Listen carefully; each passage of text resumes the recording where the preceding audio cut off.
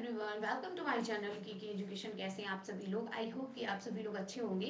तो आज मैं आप लोगों को डीएलएड फर्स्ट सेमेस्टर का पेपर फर्स्ट बाल विकास एवं सीखने की प्रक्रिया में आज आप लोगों को सिलेबस पूरा डिस्कशन करने वाली हूँ कि क्या क्या टॉपिक्स आपको पढ़ने हैं। हर टॉपिक्स में कौन से आपके टॉपिक ऐसे हैं जो बहुत ज़्यादा इम्पॉर्टेंट हैं, जिन पर आपको ज़्यादा फोकस करना है, और सभी एक एक चीज़ आपको यहाँ पर सारी चीज़ें बताई जाएंगी विद डिटेल। ठीक है।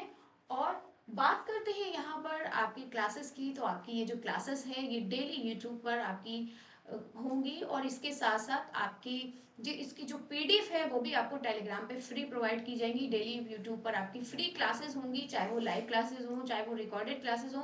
किसी भी तरीके की आपको कोई यहाँ पर फीस देने की ज़रूरत नहीं है, या फिर कोई कोर्स आपको परचेस करने की ज़रूरत नहीं है। सारी चीज़ें आपको फ्री में प्रोवाइड की जाएंगी। ठीक है। तो आज की क्लास बहुत महत्वपूर्ण क्लास होने वाली है, क्योंकि किसी भी विषय को शुरू करने से पहले हमें उसके बारे में संपूर्ण जानकारी होनी चाहिए कि हमें कौन से टॉपिक्स पढ़ने हैं और कौन से नहीं पढ़ने हैं। पढ़ने तो सारे हैं, लेकिन किस पर सबसे ज़्यादा फोकस करना है, कहने का मतलब ये है।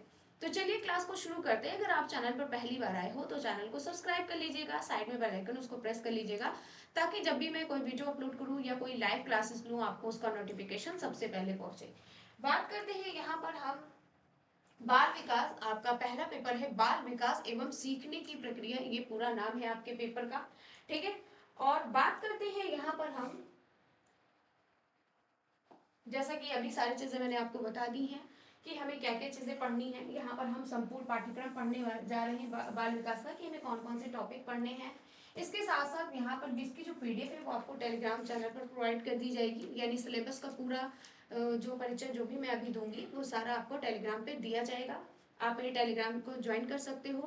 टेलीग्राम की लिंक आपको डिस्क्रिप्शन बॉक्स में मिल जाएगी। ठीक है। जैसे ही आप मेरे चैनल को सब्सक्राइब करोगे, बेल आइकन को प्रेस करोगे, वहीं पे एक डिस्क्रिप्शन बॉक्स होता है जहां पर आपको टेलीग्राम की लिंक मिल जाएगी, ग्रुप लिंक भी मिल जाएगी, जहां पर आप मुझसे डायरेक्ट कांटेक्ट कर सकते हो। जो भी आपको कुछ भी बातें करनी है, जिस किसी भी सब्जेक्ट से आपको क्वेश्चंस कुछ पूछने हैं, वो भी आप वहां से मुझसे डिस्कस कर सकते हो। और वहां पे काफी सारे बच्चे हैं जो आपकी मेरे साथ साथ मदद करेंगे अगर आपको किसी भी तरीके की प्रॉब्लम है। बात करते हैं यहाँ पर, देखिए आपका स्क्रीन पर यहाँ पर मैंने दिया भी है कि आपको जितनी भी चीजें हैं, चाहे वो आपका नोट्स हो, चाहे वो आपका पीडीएफ हो, चाहे वो आपका रिकॉर्डेड हो या लाइव क्लासेस हो, सभी के सभी फ्री में प्रोवाइड किए जा रहे हैं। आपको किसी भी तरीके का एक भी रुपए देने की जरूरत नहीं पड़ेगी। ठीक है। और हर एक सब्जेक्ट को, हर एक विषय को चैप्टर वाइज पढ़ाया जाएगा, टॉपिक वाइज पढ़ाया जाएगा। ठीक है। चलिए बात करते हैं यहाँ पर। बाकी आपने सभी जगह देखा होगा कि प्रीवियस ईयर पर सब ज्यादा फोकस करते हैं, प्रीवियस ईयर को फ्री में प्रोवाइड करते हैं, लेकिन मेरे चैनल पर ऐसा नहीं है।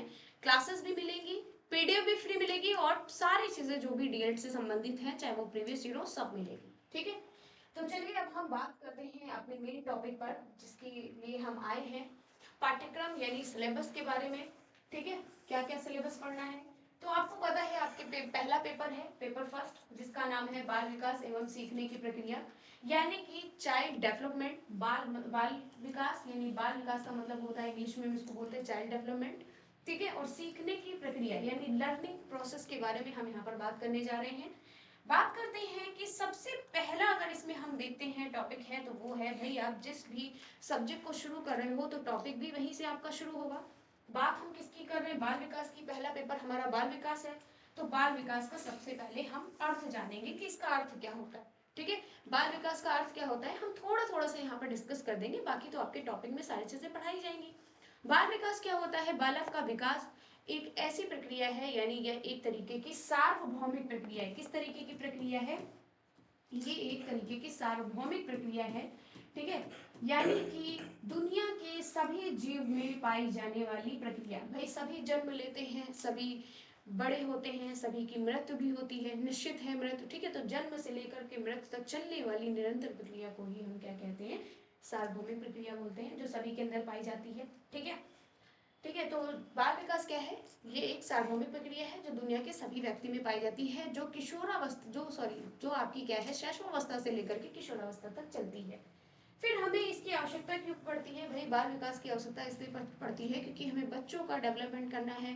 तो हमें जानना होगा कि वो अच्छा कर पा रहे हैं या नहीं। तो इसके लिए आवश्यक है, इसके कई सारे क्षेत्र भी आपको पढ़ने हैं कि इसका कहाँ कहाँ पर यूज़ किया जाता है।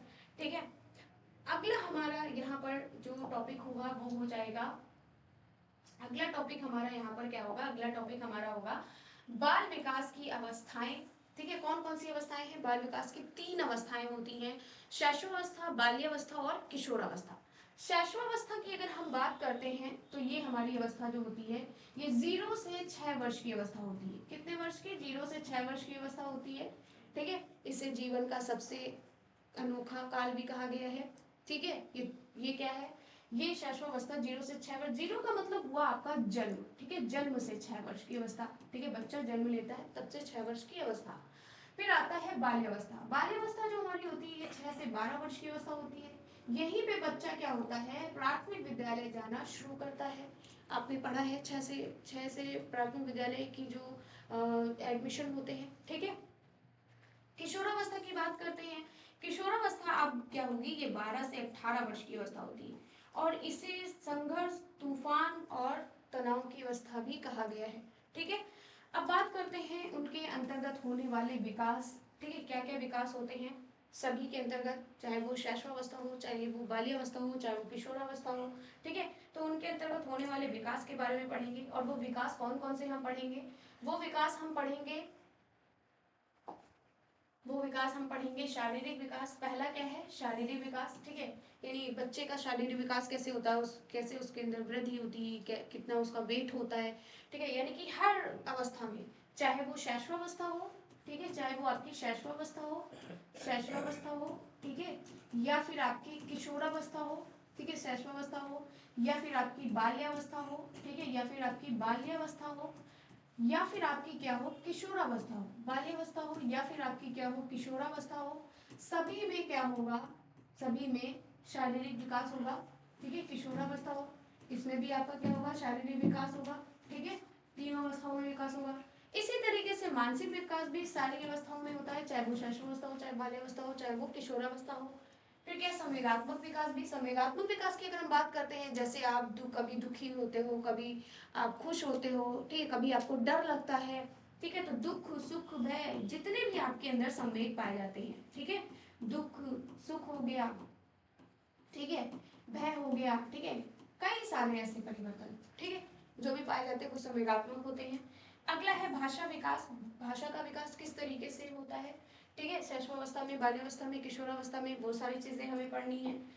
आगे बढ़ते हैं, सृजनात्मकता एवं सृजनात्मक क्षमता का विकास। सृजनात्मकता का मतलब होता है क्रिएटिविटी। क्या होता है, सृजनात्मकता का मतलब होता है क्रिएटिविटी। क्रिएटिव मतलब कुछ नया सीखना, है ना। आपने देखा होगा बच्चों को क्या करते हैं, कुछ ना कुछ नया सीखते हैं।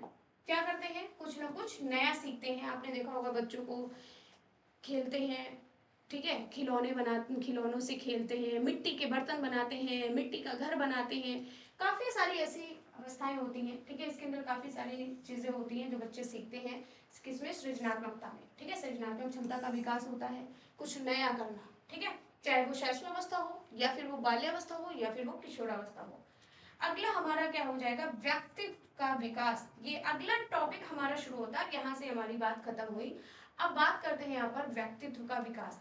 ठीक है, व्यक्तित्व जिसको हम पर्सनैलिटी बोलते हैं। पर्सनैलिटी मतलब होता है कि मुखौटा, जिसको हम क्या बोलते हैं, मुखौटा बोलते हैं। आगे जब आपको टॉपिक पढ़ाएंगे तो डिटेल में सारी चीजें बताएंगे। ठीक है, जिसको हम नकाब भी बोलते हैं, ठीक है, जिसको हम मास्क भी बोलते हैं। तो व्यक्तित्व का विकास क्या होता है, ठीक है, इसके क्या अर्थ होते हैं, ये कितने प्रकार के होते हैं, ये 3 प्रकार के होते हैं। ठीक है, तो उन प्रकार के बारे में भी हम सारी चीजें यहाँ पर पढ़ेंगे। ठीक है, फिर क्या है, व्यक्तित्व परीक्षण के तरीके एवं समायोजन के उपाय। हम व्यक्तित्व का परीक्षण किन किन विधियों के माध्यम से करते हैं, उनका समायोजन कैसे करते हैं। फिर व्यक्तित्व भिन्नता के बारे में हम पढ़ेंगे, व्यक्तित्व भिन्नता। ठीक है, जो हमारे एक फेमस वैज्ञानिक थे फ्रांसिस डाल्टन, उन्होंने बताया था कि दुनिया का कोई भी अगर एक जुड़वा बच्चा भी होता है तो उसमें कोई ना कोई भिन्नता पाई जाती है, यानी कि दुनिया का हर एक व्यक्ति हर एक से अलग होता है, ये बात इन्होंने कही। तो व्यक्तित्व भिन्नता के बारे में हम पढ़ेंगे, जिसको हमारे फेमस मनोवैज्ञानिक फ्रांसिस डाल्टन ने इनकी खोज की थी, फ्रांसिस डाल्टन ने। ठीक है, काफी फेमस है, इन्होंने बताया इसके बारे में। अगला हमारा है टॉपिक कल्पना, चिंतन और तर्क का विकास। ठीक है, बच्चों में व्यक्तित्व का विकास कैसे होता है, कल्पना का विकास कैसे होता है, बच्चे कैसे सोचते हैं, चिंतन करते हैं, तर्क करते हैं। आप बच्चों को कहानियां सुनाते हो, ठीक है, आप बच्चों को कविताएं सुनाते हो, तो बच्चे कल्पना शक्ति में चले जाते हैं। ठीक है, बच्चों को जब भी कुछ आप बताते हो कहानी के माध्यम से। फिर बाल विकास के आधार एवं उनको प्रभावित करने वाले कौन कौन से कारक हैं। कई सारे कारक होते हैं, ठीक है, जो बाल विकास को प्रभावित करते हैं। उन हर एक एक कारक के बारे में हम यहाँ पर पढ़ेंगे। जैसे कि हमारा वंशानुक्रम हो गया, ये भी बाल विकास को प्रभावित करने वाला कारक है। वंशानुक्रम हो गया, वातावरण हो गया, लिंग हो गया, जाति हो गया। ठीक है, ये सभी क्या है, ये हमारे सभी बाल विकास के आधार और उनको प्रभावित करने वाले कारक हैं। ठीक है, यहाँ पर स्पेशली दिया भी गया है कि वंशानुक्रम और वातावरण के बारे में हमें पढ़ना है, जो कि बाल विकास को प्रभावित करने वाले कारक हैं। वातावरण के माध्यम से जैसे बच्चा परिवार में आता है, परिवार से फिर वो पास पड़ोस में जाता है। ठीक है, जैसे सामाजिक भावना उसके अंदर उत्पन्न होगी। बच्चे का जब बच्चा, अभी मैंने आपको पढ़ाया 6 से 12 वर्ष का होता है, जब बच्चा 6 वर्ष का होता है तो वो उसका प्राथमिक विद्यालय में एडमिशन हो जाता है। विद्यालय उसका कैसा विकास रहता है। संचार के माध्यम से भी बच्चे बहुत कुछ सीखते हैं, जैसे टेलीविजन के माध्यम से, ठीक है, दूरदर्शी के माध्यम से, दूरदर्शन के माध्यम से। तो वो सारी चीजें यहाँ पर पढ़नी है। अब अगली यहाँ पर आपकी तैयार हो रही है यूनिट, अगली शुरू हो रही है अधिगम यानी सीखना। ठीक है, सीखने का क्या अर्थ है तथा उसके सिद्धांत के बारे में यहाँ पर आपको पढ़ना है। अधिगम का मतलब होता है सीखना, जिसको हम इंग्लिश में क्या कहते हैं, जिसको हम इंग्लिश में बोलते हैं लर्निंग। क्या बोलते हैं, लर्निंग बोलते हैं। ठीक है, बच्चे किस तरीके से सीखता है। और आपको बता दें सीखना भी क्या है, सीखना भी एक निरंतर चलने वाली प्रक्रिया है। किस तरीके की प्रक्रिया है, निरंतर चलने वाली प्रक्रिया। निरंतर मतलब लगातार चलने वाली क्या है, एक प्रक्रिया होती है। ठीक है, लगातार चलने वाली प्रक्रिया होती है। ठीक है भाई, आप सबसे पहले बच्चा क्या होता है, माँ के संपर्क में आता है। जब जन्म लेता है तो माँ की गोद में आता है। उसके बाद वो अपने परिवार के लोगों से मिलता है, उनसे कुछ सीखता है, अपने माता पिता से सीखता है, भाई बहनों से सीखता है। उसके बाद वो पास पड़ोस के बच्चों से खेलना शुरू कर देता है, उनसे सीखता है। उसके बाद वो विद्यालय जाना शुरू करता है, वहां से सीखता है। मतलब दिन भर में हम कुछ ना कुछ सीखते ही रहते हैं। हर दिन हमारे लिए नया होता है, हर दिन हम कुछ ना कुछ सीखते हैं। तो सीखना भी क्या है, बच्चे किस तरीके से सीखते हैं, यहाँ पर सारी चीजें बताई जाएंगी। अधिगम का अर्थ क्या है, प्रभावित करने वाले इसके कौन कौन से कारक हैं, इसके बारे में भी हम जानेंगे। अधिगम की प्रभावशाली विधियां कौन कौन सी है, ठीक है, इसके बारे में हम पढ़ेंगे। फिर हमारे अलग अलग मनोवैज्ञानिक हैं जिन्होंने अधिगम के बारे में यानी सीखने के बारे में अपने अपने विचार दिए हैं, उन विचार को हम पढ़ेंगे। जैसे कि अधिगम के नियम भी हम पढ़ेंगे, जो हमारे थॉर्नडाइक जी ने दिया था। ठीक है, मुख्य नियम, ठीक है, इन्होंने दिया था। और इन्होंने क्या दिया था, सीखने में उनका महत्व क्या है, ये सारी चीजें देंगे। इन्होंने मुख्य 3 नियम दिए थे। ठीक है, तत्परता का नियम, अभ्यास का नियम। ठीक है, इस तरीके से। फिर क्या है, अधिगम के प्रमुख सिद्धांत तथा कक्षा शिक्षण में इनकी व्यवहारिक उपयोगिता क्या है, इसके बारे में हम सीखेंगे। फिर हम थॉर्नडाइक का जो संबद्ध प्रतिक्रिया का सिद्धांत है उसके बारे में सीखेंगे। ठीक है, स्किनर साहब है हमारे, ये भी एक हमारे मनोवैज्ञानिक हैं जिन्होंने क्रिया प्रसूत का सिद्धांत दिया था। इनके क्रिया प्रसूत का सिद्धांत के बारे में सीखेंगे, किस पर दिया है ये भी सीखेंगे।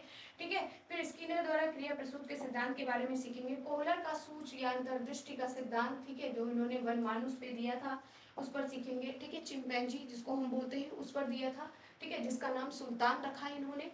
फिर क्या है, प्याजे का सिद्धांत, जो कि बहुत ही इंपॉर्टेंट, जितने भी हैं सब इंपॉर्टेंट, आपको बता देंगे। अभी भी पहले भी मैंने आपको बताया था जब मैं आपको सिलेबस डिस्कशन की थी कि आपको क्या क्या टॉपिक्स क्या क्या सब्जेक्ट पढ़ने, तभी मैंने बताया था। लेकिन ये जितना भी आपका जो बाल विकास पेपर है, सबसे पहले मैं इसीलिए इसको पढ़ाऊंगी कि इस पर फोकस करना बहुत जरूरी है।